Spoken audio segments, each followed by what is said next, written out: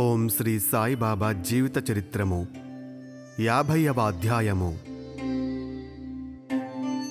కాకాసాహెబ్ దీక్షిత్, టెంబే స్వామి, బాలారాం దురంధర్ కథలు. సచ్చరిత్ర మూలములోని 50వ అధ్యాయము 39వ అధ్యాయములో చేర్చుట జరిగినది. కారణము అందులోని ఇతివృత్తము కూడా అదియే కనుక సచ్చరిత్రలోని 51వ అధ్యాయము ఇచ్చట 50వ అధ్యాయముగా పరిగణించవలను. తొలి పలుకు. భక్తులకు ఆశ్రయమైన శ్రీ సాయికి జయమగుగాక. వారు మన సద్గురువులు.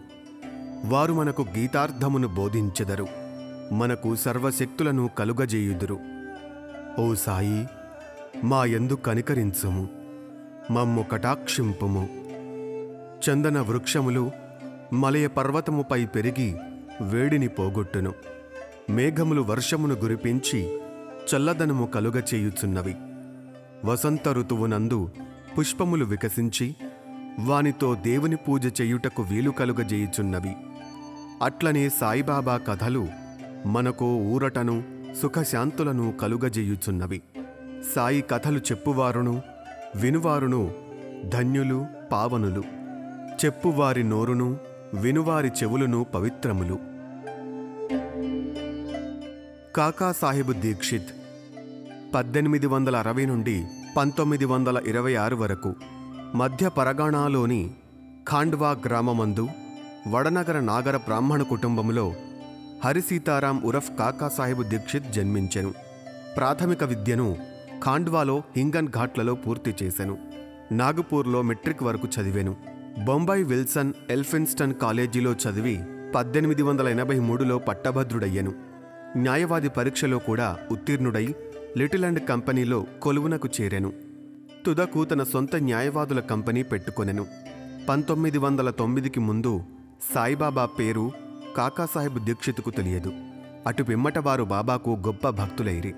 ఒకానొకప్పుడు లోనావలాలో నున్నప్పుడు తన పాత స్నేహితుడగు నానాసాహెబ్ చాందోర్కర్ను చూచెను. ఇద్దరునూ కలిసి ఏవో విషయములు మాట్లాడుకొనిరి. కాకాసాహెబు తాను లండనులో రైలుబండి ఎక్కుచుండగా కాలు జారిపడిన అపాయమును గూర్చి వర్ణించెను. 100 కొలది ఔషధములు దానిని నయము చేయలేకపోయెను. కాలు నొప్పియు కుంటితనమును పోవలెనన్నచో అతడు సద్గురువగు సాయి వద్దకు పోవలను అని నానాసాహెబు సలహానిచ్చెను. సాయిబాబా విషయమై పూర్తి వృత్తాంతమును విశదపరిచెను. సాయిబాబా, నా భక్తుని సప్త సముద్రముల మీద నుంచి కూడా పిచ్చుక కాలికి దారము కట్టి ఈడ్చినట్లు లాగుకొని వచ్చుదను అను వాగ్దానమును, ఒకవేళ వాడు తనవాడు కానిచో వాడు తనచే ఆకర్షింపబడడనియు వాడు తన దర్శనమే చెయ్యలేడనియు బాబా చెప్పిన సంగతి తెలియజేశెను. ఇదంతయు విని కాకాసాహెబు సంతసించి సాయిబాబా వద్దకు పోయి వారిని దర్శించుకొని, కాలు యొక్క కుంటితనము కంటే నా మనసు యొక్క కుంటితనమును బాగుచేసి శాశ్వతమైన ఆనందమును కలుగజేయమని వేడుకొనెదను అని నానాసాహెబుతో చెప్పెను. కొంతకాలము పిమ్మట కాకాసాహెబు అహ్మద్ నగర్ వెళ్ళెను.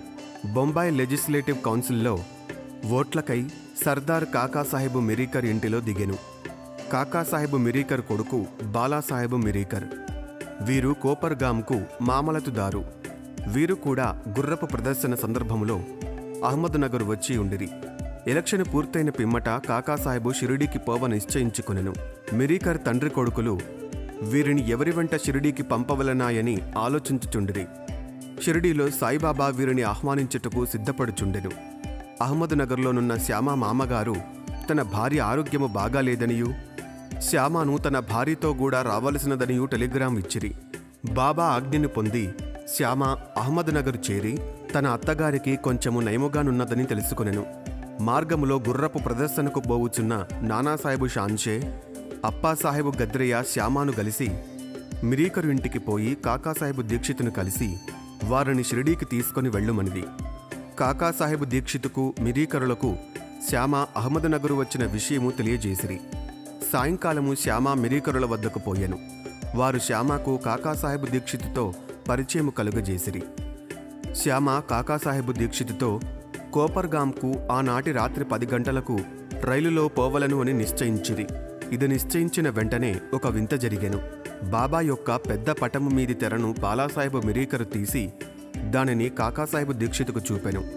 కాకాసాహెబు షిరిడీకి పోయి ఎవరినైతే దర్శించవలను అని నిశ్చయించుకొనెనో వారే పటము రూపముగా అచట అతను ఆశీర్వదించుటకు సిద్ధముగానున్నట్లు తెలిసి అతడు మిక్కిలి ఆశ్చర్యపడెను. ఈ పెద్ద పటము మేఘశ్యామునిది. దానిపై అద్దము పగిలినందున అతడు దానికి ఇంకొక అద్దము వెయ్యుటకు మిరీకరుల వద్దకు పంపెను. చేయవలసిన మరమ్మత్తు పూర్తి చేసి ఆ పటమును కాకాసాహెబు శ్యామల ద్వారా షిరిడీకి పంపుటకు నిశ్చయించిరి. 10 గంటలలోపు స్టేషనుకు పోయి టికెట్లు కొనిది. బండి రాగా సెకండ్ క్లాసు క్రిక్కిరిసి ఉండుటచే వారికి జాగా లేకుండెను. అదృష్టవశాత్తు గార్డు కాకాసాహెబు స్నేహితుడు. అతడు వారిని ఫస్ట్ క్లాసులో కూర్చుండబెట్టెను. వారు సౌఖ్యముగా ప్రయాణము చేసి కోపర్గాంలో దిగిరి. బండి దిగగానే షిరిడీకి పోవుటకు సిద్ధముగానున్న నానాసాహెబు చాందోర్కర్ను చూచి మిక్కిలి ఆనందించిరి. కాకాసాహెబు నానాసాహెబు కౌగిలించుకొనిరి.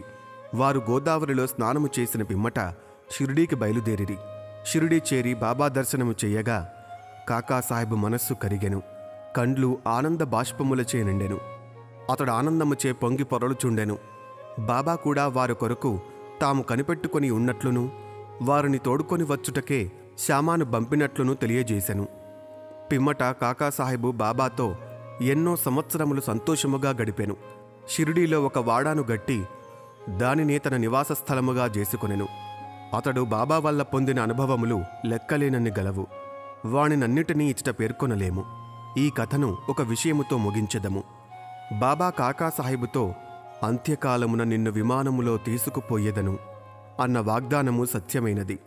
1926వ సంవత్సరము జూలై 5వ తేదీన అతడు హేమాడు పంతుతో రైలు ప్రయాణము చేయుచు బాబా విషయము మాట్లాడుచు సాయిబాబాయందు మనస్సు లీనము చేసెను. ఉన్నట్లుండి తన శిరము హేమాడు పంతు భుజముపై వాల్చి ఏ బాధయూ లేక ఎట్టి చీకాకు పొందక ప్రాణములు విడిచెను.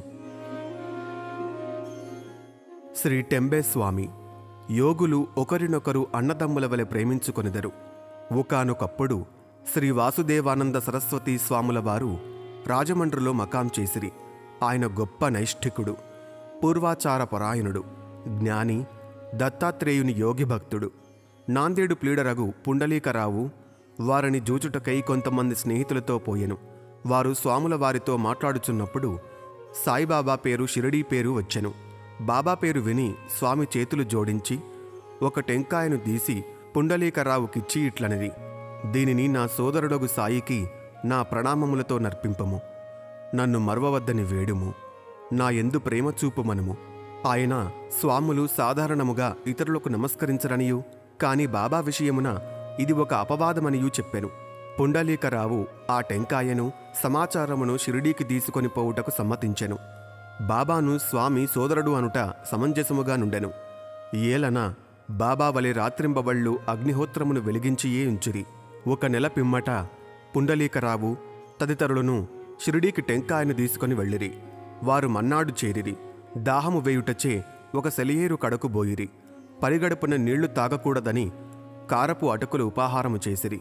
అవి మిక్కిలి కారముగా ఉండుటచే టెంకాయను పగులగొట్టి దాని కోరును అందులో కలిపి అటుకులను రుచికరముగా చేసిరి. దురదృష్టము కొలది ఆ కొట్టిన టెంకాయ స్వాములవారు పుండలీకరావుకిచ్చినది. షిరిడీ చేరునప్పటికీ పుండలీకరావుకి విషయము జ్ఞప్తికి వచ్చెను. అతడు మిగుల విచారించెను. భయముచే వణుకుచు సాయిబాబా వద్దకేగెను. టెంకాయ విషయము అప్పటికే సర్వజ్ఞుడగు బాబా గ్రహించెను. బాబా వెంటనే తన సోదరుడగు టెంబేస్వామి పంపించిన టెంకాయను దెమ్మనెను. పుండలీకరావు బాబా పాదములు గట్టిగా పట్టుకొని తన తప్పును అలక్ష్యమును వెలిబుచ్చుచూ పశ్చాత్తాపపడుచు బాబాను క్షమాపణ వేడెను. దానికి బదులు ఇంకొక టెంకాయను సమర్పించెదను అనెను. కాని బాబా అందులకు సమ్మతించలేదు. ఆ టెంకాయ విలువ సాధారణ టెంకాయకెన్నో రెట్లనియూ దాని విలువకు సరిపోవు ఇంకొకటి లేదనియూ చెప్పుచూ నిరాకరించెను. ఇంకనూ బాబా ఇట్లనెను, ఆ విషయమై నీవేమాత్రమూ చింతింపనవసరము లేదు. అది నా సంకల్పము ప్రకారము నీకివ్వబడెను. తుదకు దారిలో పగులగొట్టబడెను. దానికి నీవే కర్తవని అనుకునవేలా? మంచిగాని చెడ్డగాని చేయుటకు నీవు కర్తవని అనుకొనరాదు. గర్వాహంకార రహితుడవైయుండుము.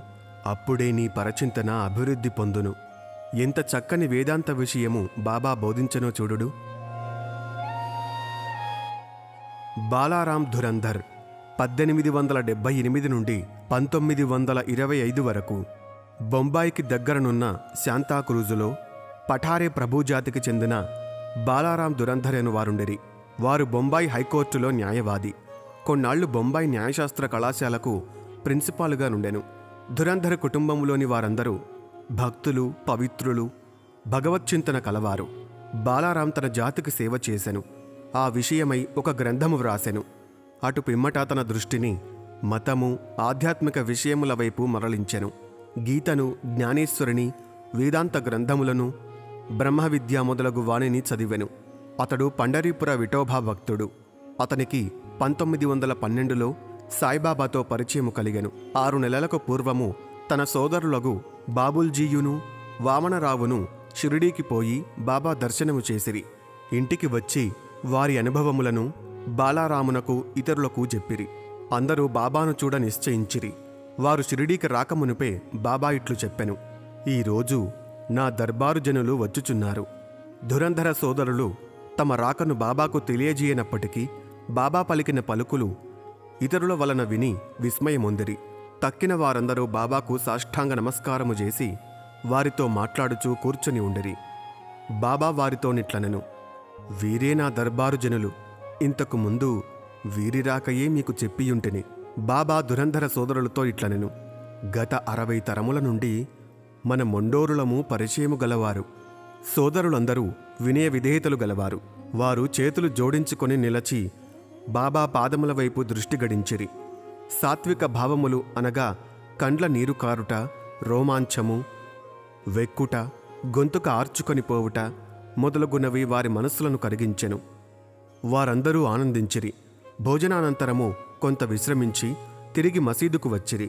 బాలారాం బాబాకు దగ్గరగా కూర్చొని బాబా పాదములొత్తుచుండెను. బాబా చిలుము త్రాగుచూ దానిని బాలారామునకిచ్చి పీల్చుమనెను. బాలారాము చిలుము పీల్చుట కలవాటు పడి ఉండలేదు. అయినప్పటికీ దానిని అందుకొని కష్టముతో పీల్చెను. దానిని తిరిగి నమస్కారములతో బాబాకందజేసెను. ఇది బాలారామునకు శుభ సమయము. అతడు 6 సంవత్సరముల నుండి ఉబ్బసము వ్యాధితో బాధపడుచుండెను. ఈ పొగ అతని వ్యాధిని పూర్తిగా నయము చేసెను. అది అతనిని తిరిగి బాధ పెట్టలేదు. 6 సంవత్సరముల పిమ్మట ఒకనాడు ఉబ్బసము మరలా వచ్చెను. అదే రోజు అదే సమయమందు బాబా మహాసమాధి చెందెను. వారు షిరిడీకి వచ్చినది గురువారము. ఆ రాత్రి బాబా చావడి ఉత్సవమును జూచు భాగ్యము దురంధర సోదరులకు కలిగెను. చావడిలో హారతి సమయమందు బాలారాము బాబా ముఖమందు పాండురంగని తేజస్సును, ఆ మరుసటి ఉదయము కాకడహారతి సమయమందు తేజోకాంతిని, పాండురంగ విఠలుని ప్రకాశమును బాబా ముఖమునందు గనెను. బాలారాం దురంధర్ మరాఠీ భాషలో తుకారాం జీవితమును వ్రాసెను. అది ప్రకటింపబడక మునుపే అతడు చనిపోయెను. 1928లో అతని సోదరులు దానిని ప్రచురించిరి. అందు బాలారాము జీవితము ప్రప్రథమున వ్రాయబడెను. అందువారు షిరిడీకి వచ్చిన విషయము చెప్పబడి ఉన్నది.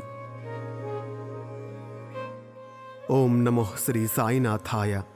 శాంతి శాంతి శాంతి. 50వ అధ్యాయము సంపూర్ణము.